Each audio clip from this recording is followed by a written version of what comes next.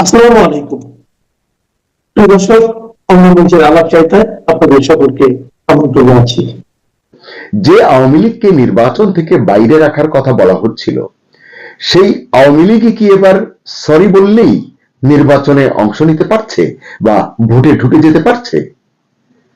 এই যে ইউটার্ন, এটা কি হঠাৎ করেই ইউনূস সরকারের নিজস্ব সিদ্ধান্ত, প্রফেসর ইউনূসের নিজের সিদ্ধান্ত, নাকি ওয়াশিংটন থেকে আসা এক নীরব কিন্তু শক্ত বার্তার ফল? আজ আমরা সেই বিষয়টি খোলাসা করে আলোচনা করতে চেষ্টা করব। মোহাম্মদ ইউনূসের এই এক লাইনের বক্তব্য এখন বাংলাদেশের রাজনীতিতে তোলপাড় তুলেছে। তিনি বলেছেন, আওয়ামী লীগ যদি তাদের দুঃশাসন ও দমনমূলক শাসনের জন্য ক্ষমা চায়, তাহলে রাজনৈতিক সমঝোতার সুযোগ তৈরি হতে পারে। কিন্তু প্রশ্ন হলো, এই বক্তব্য কি সত্যি কোনো নৈতিক আহ্বান, নাকি কূটনৈতিক চাপে দেওয়া রাজনৈতিক ইউটার্ন? যে কারণে আমি এভাবে কথাটা শুরু করেছি, কারণ এই কথাগুলোর যে টাইমিং, এটা অত্যন্ত গুরুত্বপূর্ণ। মাত্র 2 দিন আগে জাতীয় নিরাপত্তা উপদেষ্টা খলিলুর রহমান 5 দিন তিনি বাইরে ছিলেন। যুক্তরাষ্ট্র এবং সংযুক্ত আরব আমিরাত মিলিয়ে এই 2 দেশ সফর শেষে তিনি দেশে ফিরেছেন 2 দিন আগে। ওয়াশিংটনে তিনি বৈঠক করেছেন স্টেট ডিপার্টমেন্টের শীর্ষ 2 কর্মকর্তার সঙ্গে। এর একজন হলেন দক্ষিণ ও মধ্য এশিয়া বিষয়ক সহকারী পররাষ্ট্রমন্ত্রী পল কাপুর এবং রাজনৈতিক বিষয়ক আন্ডার সেক্রেটারি এলিসন হুকার। এদের সঙ্গে তিনি কথা বলেছেন। এটি নিয়ে কালো আমরা একটি কন্টেন্ট করেছিলাম, সেটি অন্য বিষয়। ঢাকার কূটনৈতিক এবং রাজনৈতিক বিশ্লেষকদের মতে আলোচনার মূল বিষয় ছিল আসন্ন নির্বাচন, মানে হুকারের সঙ্গে এবং পল কাপুরের সঙ্গে খলিলুর রহমানের আলোচনার মূল বিষয় ছিল 12 ফেব্রুয়ারির নির্বাচন। কি ছিল এই নির্বাচন, কতটা গ্রহণযোগ্য হবে এবং আদৌ তা অন্তর্ভুক্তিমূলক হচ্ছে কিনা, ইনক্লুসিভ হচ্ছে কিনা। এখানেই আসে যুক্তরাষ্ট্রের ভূমিকার কথাটি। ওয়াশিংটন প্রকাশ্যে কখনো বলেনি কিন্তু যে আওয়ামী লীগকে নির্বাচনে রাখতেই হবে, আনতেই হবে, এটা কিন্তু বলেনি। কিন্তু ইতিহাস বলছে যুক্তরাষ্ট্র সাধারণত মুখে নয়, নীরব কূটনীতির মাধ্যমেই চাপ তৈরি করে। আর সেই নীরব চাপের মধ্যেই হঠাৎ করে মোহাম্মদ ইউনূস বলছেন, ক্ষমা চাইলে আওয়ামী লীগের জন্য দরজা খোলা হতে পারে, রাজনীতির দরজা, নির্বাচনের দরজা। এখানে আরো একটি ক্লু আপনাদের সঙ্গে শেয়ার করতে পারি, আপনারা হয়তো অনেকে দেখেছেন। ট্রাম্প প্রশাসনে দায়িত্ব পালন করা সাবেক 2 জ্যেষ্ঠ মার্কিন কূটনীতিক অ্যালবার্ট গম্বিস এবং মোর স্ট্যান, এই 2 জন প্রধান উপদেষ্টা ইউনূসের সঙ্গে গতকাল রাতে, মঙ্গলবার রাতে যমুনায় সাক্ষাৎ করেছেন। ওই সাক্ষাৎকালে, ওই বৈঠকে ইউনূস বলেছেন, সাবেক শাসকরা মানে আওয়ামী লীগ এখনো তাদের অপরাধ অস্বীকার করে যাচ্ছে। এই কথাটি তিনি এর আগেও বলেছেন, কিন্তু গতকাল আবারও বলেছেন। এবং এরপরে যেটি বলেছেন সেটি অত্যন্ত গুরুত্বপূর্ণ। কি ফলে এই যে অপরাধ অস্বীকার করার কারণে ট্রুথ অ্যান্ড রিকনসিলিয়েশন কমিশন গঠনের প্রক্রিয়া শুরু করতে পারেননি, বা এটি শুরু করবার পরিবেশ তৈরি হয়নি। এটি নিয়ে একবার কথা হয়েছিল, কিন্তু তখন আইন উপদেষ্টা বলেছিলেন যে আমরা এটি গঠনের বিষয়ে ভাবছি, পরে আর এটি নিয়ে আলোচনা অগ্রসর হয়নি। তাহলে এর মানে কি? এর মানে হচ্ছে ওই বৈঠকে গম্বিস এবং টোনের সাথে ওই বৈঠকে আওয়ামী লীগকে নিয়ে নিশ্চয়ই কথা হয়েছে এবং ওই 2 কূটনীতিক হয়তো মার্কিন কোন স্পষ্ট বার্তা মোহাম্মদ ইউনূসকে বলেছেন বা তার কাছে হস্তান্তর করেছেন, তাকে জানিয়েছেন। এর প্রেক্ষিতেই হয়তো ইউনূস বলেছেন, সত্য এবং জাতীয় পুনর্মিলন, রিকনসিলিয়েশন তখনই আসে যখন আপনি স্বীকার করেন যে আপনি ভুল ছিলেন, মানে আওয়ামী লীগকে উদ্দেশ্য করে বলছেন, যখন আপনি আপনার অপরাধের জন্য অনুশোচনা ও অনুতাপ দেখান এবং সঠিক পরিবেশ সৃষ্টি করেন।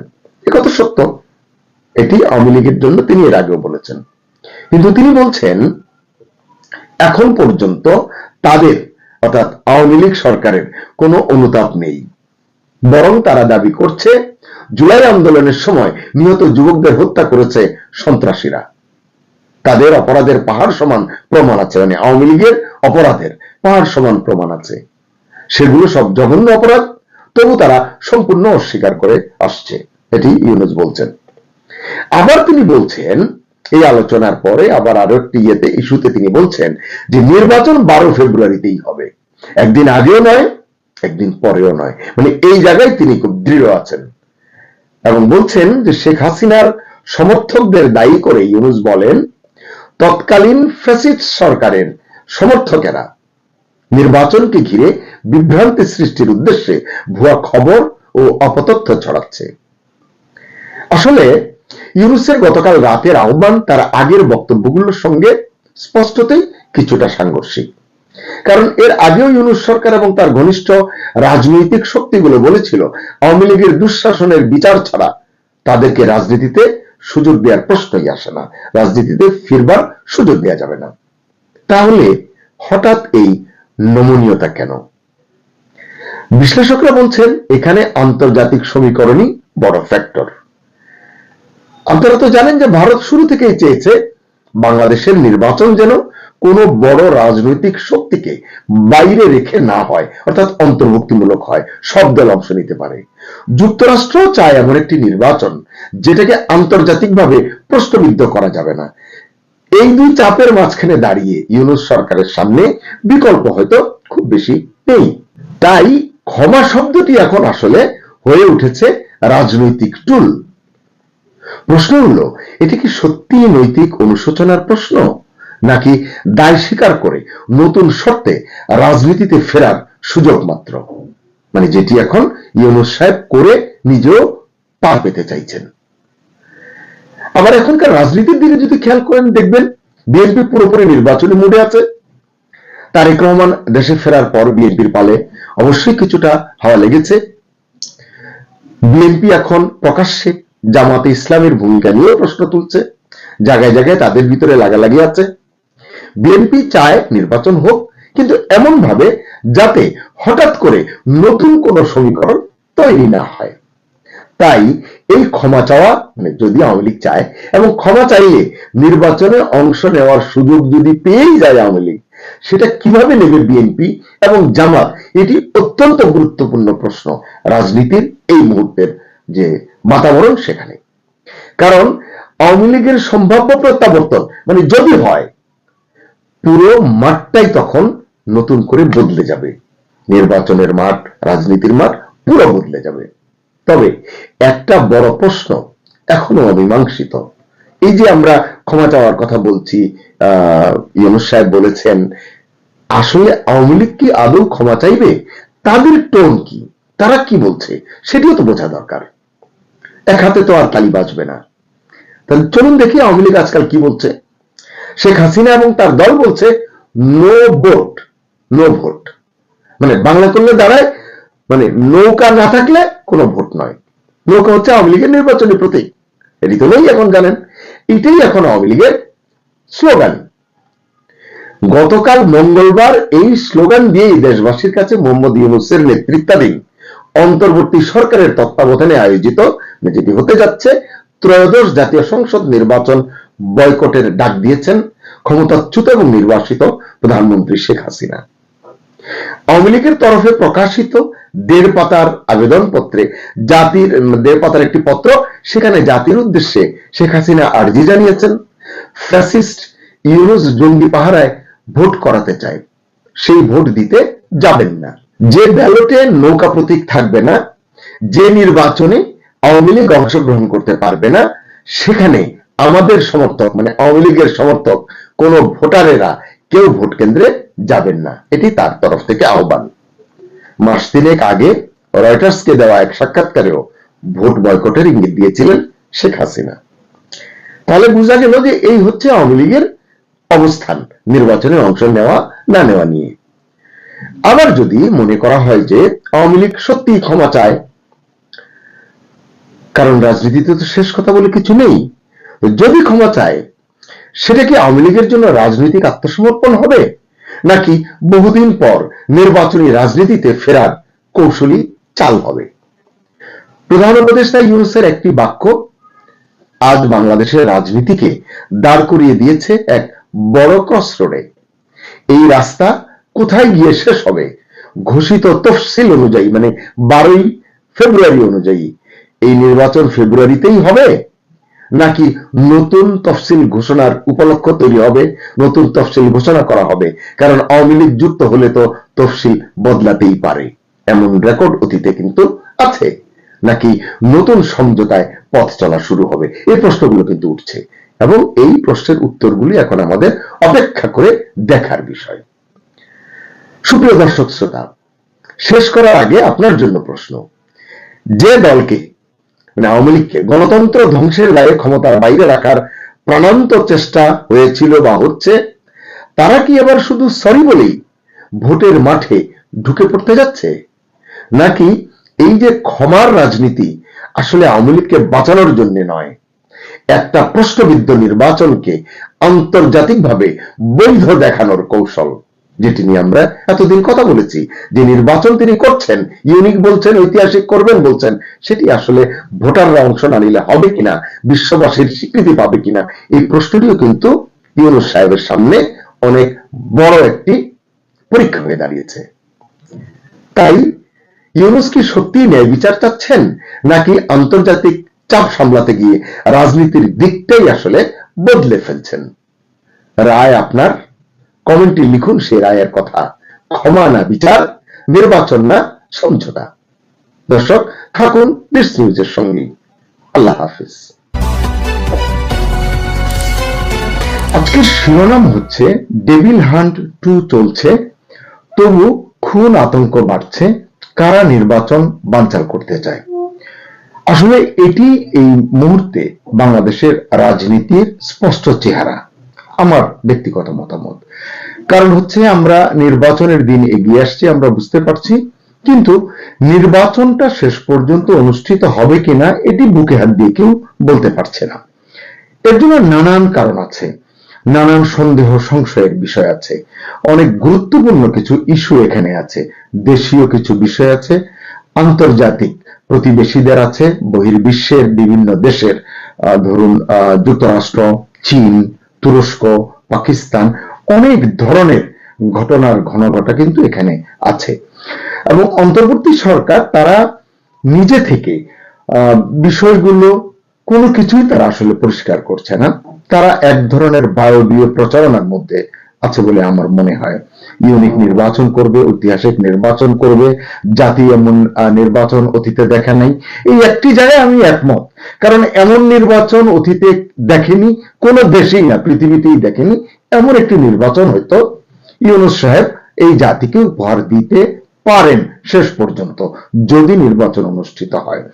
এবং বিএনপি এবং জামাত নিজেদের ভিতরে যা করছে, যা চলছে, এবং সঙ্গে ইউনূস পরিষদ মিলে যে পরিকল্পনা তারা করছে, সব কথা আসলে বলা মুশকিল, বলা যাবেও না, কারণ হাতে বলবার মতো প্রমাণ হাতে নেই।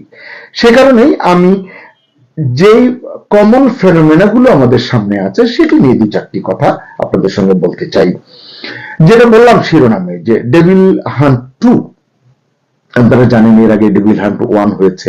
কি হয়েছে? ডেভিল হান্ট মানেই হচ্ছে আওয়ামী লীগ ধরো, যুবলীগ ধরো, স্বেচ্ছাসেবক লীগ ধরো, মানে আমার বিরুদ্ধে যারা, আমার প্রতিপক্ষ যারা, মানে সরকারের, এনসিপির, জাতীয় নাগরিক পার্টির, জামাতের, এদেরকে ধরো, এমনকি বিএনপির, তাদেরকে ধরো। এটি আসলে হয়ে গেছে বাংলাদেশের এই মুহূর্তের রাজনীতির ব্যাখ্যা বিশ্লেষণ। তো আপনারা জানেন নানান ঘটনার ভেতর দিয়ে যাওয়ার পরেও আবার ডেভিল হান্ট 2 মানে চলছে। এবং এই বিশেষ অভিযানে আপনারা জানেন যে গত 13 ডিসেম্বর এটি শুরু হয়েছে। সেই 13 ডিসেম্বর থেকে গত 7 জানুয়ারি পর্যন্ত, মানে পরশুদিন পর্যন্ত গ্রেফতার হয়েছে 15,000-এর বেশি মানুষ। এবং এরা মানুষ মানে এরা হচ্ছে আওয়ামী লীগ। উদ্ধার হয়েছে মাত্র 236টি অস্ত্র।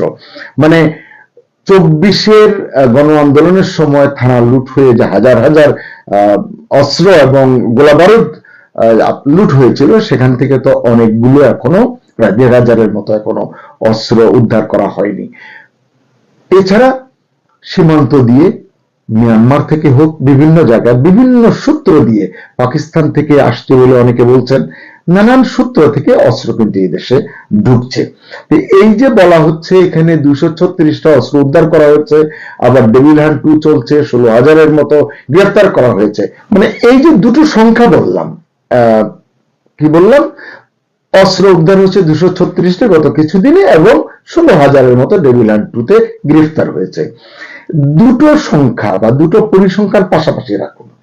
একদিকে দেখবেন হাজার হাজার গ্রেফতার, কিন্তু আপনার বিপরীতে দেখুন খুন হচ্ছে, গুলি চলছে, বিস্ফোরণ থামছে না, ককটেল বিস্ফোরণ হচ্ছে। তাহলে সাধারণভাবে খুব প্রশ্নটা কিন্তু করা যায় যে ডেভিল হান্ট, সরকার কিন্তু বলছে, স্বরাষ্ট্রমন্ত্রী বলছেন, স্বরাষ্ট্র মন্ত্রণালয়ের লোকজন বলছেন যে এটি সফল, তারা লক্ষ্যের দিকে এগোচ্ছেন। প্রধান নির্বাচন কমিশনার বলেছেন তফসিল ঘোষণার পরে আইন শৃঙ্খলা পরিস্থিতি উন্নতি হবে। উন্নতি কিন্তু হয়নি। এখন অন্য নির্বাচন কমিশনাররাই আতঙ্কের মধ্যে পড়ে গেছেন। তারা বলছেন যে এই পরিস্থিতি হলে কি হবে। নির্বাচন বিশেষজ্ঞরা হতাশা ব্যক্ত করছেন, নিরাপত্তা বিশ্লেষকরা হতাশ হয়ে গেছেন। তারা বলছেন এই যদি হয় তাহলে সাধারণ নির্বাচন কেমন হতে পারে, আতঙ্কের বিষয়। এই কারণেই আইন শৃঙ্খলা রক্ষাকারী বাহিনী তারা কিন্তু বলছে যে আমরা তো অভিযান চালাচ্ছি, অভিযান চলছে, এবং তৎপরতা জোরদার, টহল জোরদার, নানান কিছু, চেকপোস্ট জোরদার। কিন্তু সাধারণ মানুষ, আপনি আমি, আমরা কি দেখছি সেটি কিন্তু ভিন্ন। আমরা দেখছি গ্রেফতার করা হচ্ছে আওয়ামী লীগের এবং এর অঙ্গ সংগঠনের নেতা কর্মীদের। করুন না, অপরাধী হলে তাদেরকে গ্রেফতার করুন, আইনের আওতায় আনুন। কিন্তু আসলে ডেভিল হান্ট মানেই তো আওয়ামী লীগ দল। এটি আসলে ঠিক হচ্ছে না বলে অনেকে মনে করছেন। কেন? এই যে খুন হচ্ছে, অপরাধ প্রবণতা বাড়ছে, বিশ্লেষকরা কি বলছেন?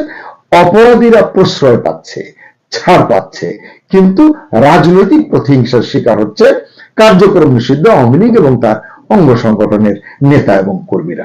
যার ফলে কি হচ্ছে, প্রতিদিন কোনো না কোনো জায়গায়, এই যে খুনের কথা বলছি, গুলি চলছে, ককটেল ফুটছে, মব সন্ত্রাস, এগুলো কিন্তু হচ্ছে। সরকার এই জায়গায় কোনো নিয়ন্ত্রণ আনতে পারছে না, কারণ তারা চিহ্নিত পেশাদার সন্ত্রাসীদের চোখেই আসলে তারা দেখতে পাচ্ছে না। আসলে খেয়াল করলে দেখবেন যে এই বিষয়গুলো কিন্তু কাকতালীয় নয়। একদিকে আওয়ামী লীগ এবং এর অঙ্গ সংগঠনের লোকদের ধরছে, আরেকদিকে অপরাধীরা পার পেয়ে যাচ্ছে। জেলখানা থেকে যাদেরকে বের করা হয়েছিল, জামিনে যাদেরকে ছাড়া হয়েছে, শীর্ষ সন্ত্রাসীরা যারা বাইরে আছে 710 জনের মতো। কয়দিন পরে পরে কিন্তু পত্রিকার পাতায় এই সংবাদ আমরা দেখি যে এরা এখনো অধরা রয়ে গেছে। কেন? সরকার ধরতে চাইলে কি ধরতে পারে না? 710 জনের 710 জনই কি বিদেশে চলে গেছে? বিষয়টি আসলে এমন নয়। আসলে এই ঘটনাগুলো কাকতালীয় নয়, এটাই অপরাধের একটা প্যাটার্ন হয়ে গেছে। সরকারের তরফ থেকে এটিকে হজম করবার, এটিকে বরণ করবার, ধারণ করবার একটা প্যাটার্ন হয়ে গেছে। অন্তর্বর্তী সরকার ক্ষমতায় থাকলেও তাদের যে রাজনৈতিক এজেন্ডা আছে, থাকার কথা নয়, এটি আছে, এটি কিন্তু এখন জনগণ বুঝতে পারছে। তাদের যে একটি বিশেষ বক্তব্য আছে, বিশেষ রাজনৈতিক টার্গেট আছে, কি করতে হবে, 71 যা করতে পারেনি এখন সেটা করতে হবে, এইরকম এজেন্ডাগুলো কিন্তু দিন দিন প্রকট হয়ে উঠছে। অথচ এমন হওয়ার কথা ছিল না। অনেক প্রত্যাশার, অনেক জন অভিপ্রায়ের সরকার, শুরুর দিকে অনেকেই এটি বলতেন, এখন আর এই সরকারকে জন অভিপ্রায়ের সরকার কেউ বলে না। যাই হোক, নির্বাচনের তফসিল ঘোষণার পরদিনই আমরা কি দেখেছি? রাজধানীতে প্রকাশ্যে গুলি হয়েছে। শরীফ ওসমান হাদি প্রাণ হারিয়েছেন চিকিৎসা নেওয়াকালে সিঙ্গাপুরে, আপনারা জানেন। এরপরও আসলে থামেনি, একের পর এক ঘটনা ঘটে চলেছে। কখনো রাজনৈতিক নেতা শিকার হয়েছেন, কখনো ব্যবসায়ী শিকার হচ্ছেন, কখনো স্থানীয় প্রভাবশালী আক্রান্ত হচ্ছেন। অর্থাৎ সবাই কোনো না কোনো ভাবে, যারা প্রতিপক্ষ, যাদেরকে পদ থেকে সরিয়ে দেওয়া দরকার, তারা প্রকাশ্য টার্গেট। সরকার আসলে এই সময়টা কি, এখনকার যে সময়, নির্বাচন পূর্ব, ইলেকশনের প্রি গেম, এইটাই আসলে তারা বুঝতে পারছে না। এটা এই সরকারের ধারণা না থাকারই কথা। কিন্তু আমলাতন্ত্র, নির্বাচন কমিশন বা রাজনৈতিক নেতা, বিএনপি বলুন, জামাত বলুন, অন্য যারা সক্রিয় আছেন, তারা কি জানেন না যে আসলে নির্বাচনের পূর্বে 1 মাস আগে, 1.5 মাস আগে, 15 দিন আগে পরিস্থিতি কেমন হয়? তার ভিত্তিতে, তার আলোকে নির্বাচন বিশেষজ্ঞ যারা আছেন, নিরাপত্তা বিশ্লেষক যারা আছেন, তাদের সঙ্গে কথা বলে আসলে এই বিষয়গুলোকে ফিক্স করা দরকার ছিল। সেটি না করে উল্টো পথে চলার কারণেই আসলে এগুলো হচ্ছে। এই জন্যই আসলে সরকার নির্বাচন বানচালের একটা আতঙ্ক তার ভিতরে আছে। তারা আতঙ্ক আছে কিনা জানি না। তারা বলছে যে একটি গোষ্ঠী নির্বাচন বানচাল করতে চায়। কোন গোষ্ঠী? এটি যখনই আপনি ঠিকুজি খুঁজতে যাবেন, ওই গোষ্ঠীর ঠিকুজি হচ্ছে এটি আওয়ামী লীগ। মানে আওয়ামী লীগ চায় না নির্বাচন করতে। কেন চায় না? আওয়ামী লীগকে তারা নির্বাচনে রাখেনি, এই কারণে আওয়ামী লীগ দেশে নেই, বিদেশে আছে, বিভিন্ন জায়গায় আছে, দেশে থাকলে লুকিয়ে পালিয়ে আছে। মানে কি বলবো এটিকে, যে তারা যে জীবনযাপন করছে এটিকে আসলে জীবনযাপন বলে না। এরকম একটি পরিস্থিতি থেকে আওয়ামী লীগ নির্বাচন বানচাল করে দেওয়ার মতো শক্তি সক্ষমতা রাখে। সরকার আসলে এই যে আগাম এই যে কার্যক্রম নিষিদ্ধ আওয়ামী লীগের উপরে দায় চাপিয়ে নিজেরা নিজেদের কল্প কাহিনী রচনায় কিন্তু ব্যস্ত রয়েছে। তাই বলছিলাম যে সরকার যাই বলুক না কেন, যার দিকেই সরকার আঙ্গুল তুলুক না কেন, আঙ্গুল তাক করুক না কেন, একথা তো সত্য মনে হচ্ছে অনেকের কাছে। কি সেটা? যে নির্বাচন বানচালের যে কৌশলী খেলা কিন্তু চলছে অতি সন্তর্পণে, অতি সংগোপনে। মানে এটি শেষ মুহূর্তে দেখবেন যে নির্বাচন বানচাল হয়ে যেতে পারে। এনসিপি বলতে পারে যে আমরা নির্বাচন করব না। এমন একটি সংবাদ আজকে বোধহয় ইনকিলাবে দেখলাম যে জামাত এবং এনসিপি তারা তো এক প্রকার বলেই দিয়েছে এরকম এরকম হলে আমরা নির্বাচন করব না। এরকম আরো হয়তো অপ্রকাশিত শক্তি আছে যারা চায় না। এবং সেনাবাহিনীর অবস্থান কি? সেনাবাহিনীকে নিয়ে কেউ এখন কথা বলছে না। সেনাবাহিনীর দিকে সতর্ক নজর রাখলে আসলে এই সময়ের রাজনীতিটাকে বোঝা যাবে। এটি নিয়ে হয়তো কাল পরশু আমি একটি কন্টেন্ট করতে পারি আশা করছি। যাই হোক, এখন যে এটা আওয়ামী লীগ না জামাত না পাকিস্তানের কোনো গুপ্ত শক্তি না দেশের কোনো বিশেষ সংগঠন, এটি কিন্তু সরকার বলছে না। আপনি আমি আমরা কিন্তু এটি প্রশ্ন করতে পারি, সন্দেহ পোষণ করতে পারি। কিন্তু ইউনূস সাহেব যে বারবার বড় গলায় বলছেন ইতিহাসেরা নির্বাচন করবেন, তারপরে সেরা নির্বাচন করবেন, ইউনিক নির্বাচন করবেন, এই সন্দেহ, মানে এই যে কারা আসলে নির্বাচন বানচাল করতে চায় প্রমাণ সহ তথ্যপত্র সহ যথাযথভাবে এই সন্দেহটি দূর করার দায়িত্ব কিন্তু ইউনূস সাহেবের এবং তার নেতৃত্বাধীন সরকারের। কিন্তু সেই পথে তারা হাঁটছেন না। ইউনূস সাহেব তার সরকারে তার পারিষদদের নিয়ে আছেন, বড় বড় চুক্তি করা, বড় বড় মেগা প্রজেক্টে অর্থ বরাদ্দ করা নিয়ে তারা আছেন ওইদিকে। আর রাজনীতির জায়গাটি তারা অত্যন্ত কৌশলে খেলছেন। বিএনপি বুঝেও বুঝতে পারছে না। জামাত মানে এটিকে কি বলে, লোকে বলে যে তুমি যদি চলো ডালে ডালে আমি চলি পাতায় পাতায়। আমি বলতে চাই জামাত চলছে পাতায় পাতায়। আপনারা জগন্নাথ বিশ্ববিদ্যালয় ছাত্র সংসদের নির্বাচনের যে সমস্ত প্রতিক্রিয়া বেরিয়ে এসেছে, ব্যালট পেপার সহ আরো কিছু বিষয়, ইলেকশন ইঞ্জিনিয়ারিং এর বিষয় যে সামনে এসেছে, মিলিয়ে নিন না আগের গুলোর সঙ্গেও। কিন্তু প্রমাণ দেবে কে? সরকার যদি সেই অনুকূলে থাকে, সরকার যদি তাদের পক্ষে থাকে, আপনি আমি বলে কিন্তু এটি প্রমাণ আমরা বের করতে পারবো না। তাই আমি বলবো বিনয়ের সঙ্গে এসব না করে, কেবল আওয়ামী লীগের জুজুর ভয় না দেখিয়ে, এই ভয় না ছড়িয়ে, ইউনিক নির্বাচনের যে কল্পনার ফানুস ইউনূস সাহেব দেখাচ্ছেন, এইটি যদি তিনি সঠিকভাবে অ্যাড্রেস না করেন তাহলে এই বেলুন চুপসে যেতে, এই ফানুস চুপসে যেতে সময় কিন্তু লাগবে না। কারণ নির্বাচনের আগেই যদি মানুষের মনে, ভোটারদের মনে মানে ভয় ঢুকানো যায়, এটি কৌশলে কিন্তু খেলছে একটি পক্ষ। অপছন্দের কাউকে খেলা থেকে যদি বাদ দিতে হয় বা বাদ দেওয়ার পথ তৈরি করতে হয়, তাহলে তো মাঠটা ফাঁকা হয়ে গেল, ফাঁকা মাঠে গোল দেওয়া যাবে এবং ইতিহাস সেরা নির্বাচন তখন মনের মাধুরী মিশিয়ে রচনা করা যাবে। কি বলেন আপনারা? কিন্তু বাস্তবতা হলো ইতিহাস বলে ভয়ই হচ্ছে সবচেয়ে কার্যকর অস্ত্র। আমি একটি কথা প্রায় বলি আমার বন্ধু বান্ধব মহলে, যখন কোনো প্রসঙ্গ আসে যে গুলিতে একজন ধমকে 10 জন, মানে এই যে ভয়, ভয় কিন্তু কার্যকর অস্ত্র। আর অবৈধ অস্ত্রের যে মানে ছড়াছড়ি, এর তো কোনো কমতি নেই। মাঠে আসছে, শুরুতেই আমি বললাম বিভিন্ন সোর্স থেকে এটি আসছে এবং এটির একটি বাজারও নাকি আছে, কার্প মার্কেট আছে অস্ত্রের। অস্ত্র ভাড়া পাওয়া যায়, অস্ত্র কেনা যায়। 2024-এর গণ অভ্যুত্থানের সময় থানা থেকে লুটো হাজার হাজার অস্ত্রের সব তো উদ্ধার হয়নি, লাখ লাখ গুলিও এখনো নিখোঁজ। এগুলো কোথায়? এই অস্ত্রগুলো কোথায়? নিরাপত্তা বিশ্লেষকরা বলেন ব্ল্যাক মার্কেট এখন খুবই সক্রিয়, মানে অস্ত্রের, গোলা বারুদের। 1 থেকে 1.5 লাখ টাকায় নাকি বিদেশি পিস্তল পাওয়া যায়। চিন্তা করুন। আর যেখানে অস্ত্র সহজলভ্য সেখানে সহিংসতা তো অনিবার্য। গুলির চেয়েও ভয়ঙ্কর আরেকটা বিষয় কিন্তু আছে, আমরা দেখেছি গত 16, 17, 18 মাসে, সেটা হচ্ছে মব। আইনের বদলে জনতার রায়, জনতার বিচার। অভিযোগ প্রথমে, তারপরে গুজব, এর সঙ্গে দিলেন আবেগ, মানে সেই আপনার কি বলে ওর স্যালাইন বানানোর মতো। অভিযোগের সঙ্গে কিছু গুজব, গুজবের সঙ্গে কিছু আবেগ, অতএব সমাধি শেষ হচ্ছে মৃত্যু। পরিসংখ্যান বলছে গত 1 বছরে প্রায় 200 মানুষ মারা গেছে মবে। এটা আসলে একটা রাষ্ট্রের জন্য, একটা সভ্য দেশের জন্য ভয়ঙ্কর সংকেত। কারণ যখন মানুষ আইন মানে না, তখন নির্বাচন কাগজে থাকলেও মাঠে কিন্তু থাকে না। নির্বাচন কমিশন বলছে সহিংসতা থামাতে হবে বা সহিংসতা থেমে যাবে। কিছুদিন আগে আপনারা দেখেছেন প্রধান নির্বাচন কমিশনার AM নাসিরউদ্দিন বলেছিলেন যে তফসিল ঘোষণার পরে আইন শৃঙ্খলা পরিস্থিতি ঠিক হয়ে যাবে। কিন্তু এখন দেখা যাচ্ছে অলমোস্ট গড়ে প্রতিদিন না হলেও একদিন দুদিন পরপরই কিন্তু খুনোখুনির ঘটনা আমরা দেখছি। বাস্তবে দেখা যাচ্ছে প্রধান নির্বাচন কমিশনের কথার পরেও এখানে সেখানে নির্বাচন কমিশনের অফিসেই, মানে নির্বাচনী অফিসেই কিন্তু আগুন জ্বলেছে কয়েকটিতে। কোন নির্বাচনের প্রার্থীকে আমরা দেখছি বুলেট প্রুফ জ্যাকেট পরে তিনি প্রচারণা চালাচ্ছেন, বলছেন যে প্রাণের ভয়ে এটি করছি। এটি হচ্ছে এই দেশের বর্তমান অবস্থা। তো এই দৃশ্য, এই অবস্থা কি স্বাভাবিক? ওটাই নয়। গণতন্ত্রের জন্য একটা রেড অ্যালার্ট, কিন্তু সরকার তো সেটি দেখবে না, কারণ তাদের নিজস্ব প্ল্যান আছে। তারা কোথা থেকে শুরু করেছে, কোথায় গিয়ে থামবে, এটি আপনি জানেন না, আমি জানি না, তারা কিন্তু জানে। কারণ আমরা তো জানি যে ভোটের মাঠে নিরাপত্তা যদি প্রশ্নবিদ্ধ হয়, আপনার জীবন যদি প্রশ্নের মুখে থাকে, নিরাপত্তা যদি প্রশ্নবিদ্ধ হয়, আপনি কি যাবেন? তার মানে কি? তার মানে ফলাফল নিয়ে প্রশ্ন উঠবে। প্রশ্ন উঠিয়ে লাভ কি? জগন্নাথের যে প্রশ্ন উঠছে, এটি কি পরিবর্তন হবে আপনি মনে করেন?